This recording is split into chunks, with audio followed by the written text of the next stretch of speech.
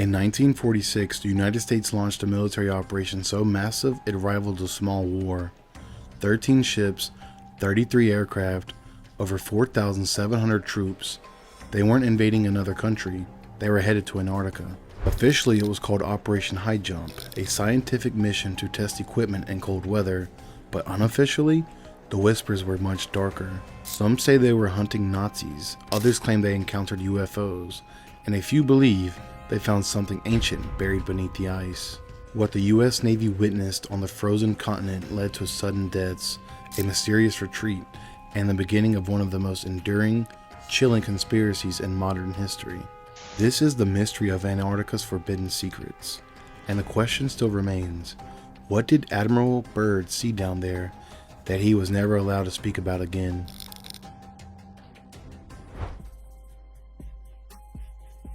Let's start with what we know. Operation Highjump took place in 1946, just after the end of World War II. Led by Admiral Richard E. Byrd, it was one of the largest Antarctic expeditions in history. The official purpose? To test military equipment in extreme cold, train personnel, and establish a research base. But here's where things get weird. Why would the US send nearly 5,000 troops, armed warships, aircraft carriers, and a destroyer for a scientific mission? That's basically like bringing a tank to a snowball fight. And why did the entire operation end months early, after unexplained fatalities and aircraft losses? Some of the reports were never released to the public. Some of the footage was classified. Admiral Byrd, who was once a media darling, suddenly became tight-lipped. Rewind a bit to Nazi Germany. During World War II, the Nazis had an obsession with Antarctica. In 1938, they launched an expedition to a region they called New Schwabenland. They dropped thousands of aluminum Nazi flags across the ice, claiming the territory. They allegedly built underground bases carved into the mountains and hidden beneath the glaciers. Why? Some believe they were conducting secret weapon tests. Others think they were searching for ancient technology, possibly left behind by a lost civilization. After the fall of Berlin in 1945, some high-ranking Nazis vanished without a trace. The theory? They didn't die, they escaped to Antarctica. And Operation Highjump, it wasn't about science, it was a covert military assault on a surviving Nazi stronghold. Admiral Byrd returned from Antarctica in 1947. He was shaken, quiet, different.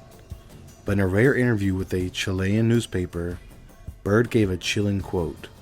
"The United States should prepare to defend itself against fighters that can fly from pole to pole with incredible speed." Wait, what? He wasn't talking about Soviet jets. He was talking about something else. Unidentified craft, fast-moving, silent, appearing from under the ice. This wasn't the only strange report. Some of Byrd's crew spoke, off the record, about strange lights in the sky, loss of radio contact, and even aircraft being shot down by unknown flying objects, or UFOs. Was it aliens, Nazi UFO tech, or something more ancient? Satellite imagery of Antarctica has shown some strange anomalies.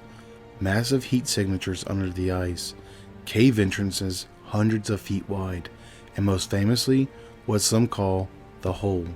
According to conspiracy theorists, there is a giant hole near the South Pole, a portal to a hollow Earth or an underground civilization. The Nazis were allegedly obsessed with this idea. Some of their writings reference the ancient city of Thule, believed to exist deep within the Earth, accessible only through polar entrances. After the war, some claim Hitler's inner circle escaped to this city, that they made contact with something, a race of ancient beings or interdimensional entities. This is where the conspiracy crosses into the paranormal. Some believe Operation Highjump wasn't just a military mission, it was a battle, a failed attempt to invade a place we were never meant to find. After Highjump, something changed. Access to Antarctica became difficult. In 1959, the Antarctic Treaty was signed. It banned military activity, mining, and territorial claims. 50 countries agreed to leave Antarctica untouched. Seems noble, right? But to conspiracy theorists, It was a cover-up. Why lock down a frozen wasteland no one wanted? Unless there was something there, something no one wanted the public to discover. Ancient ruins, alien tech, or the final remnants of a Nazi empire. To this day, no country is allowed to explore the continent freely, and every expedition is tightly controlled. Ask too many questions, your funding disappears. In recent years, whistleblowers have come forward claiming to see strange things during Antarctic missions. Satellite operators report entire regions blurred or blacked out. Google Earth once showed a giant entrance, before it was mysteriously patched. Scientists have gone missing without explanation.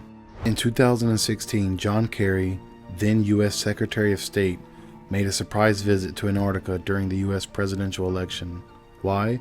No one knows. He never spoke about what he saw. In 2020, a retired Navy officer claimed he saw a pyramid-shaped structure partially buried in the ice.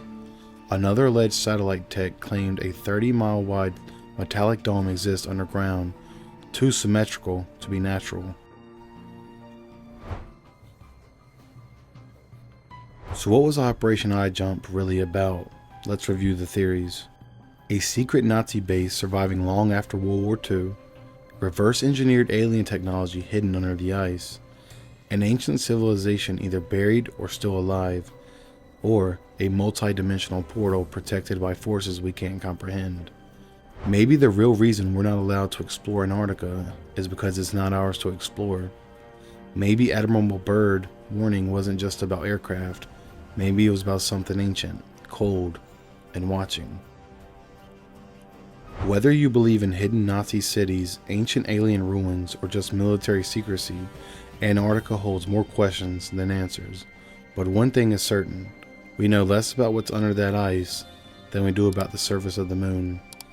And maybe that's the scariest part. As always, thank you for watching. Stay weird.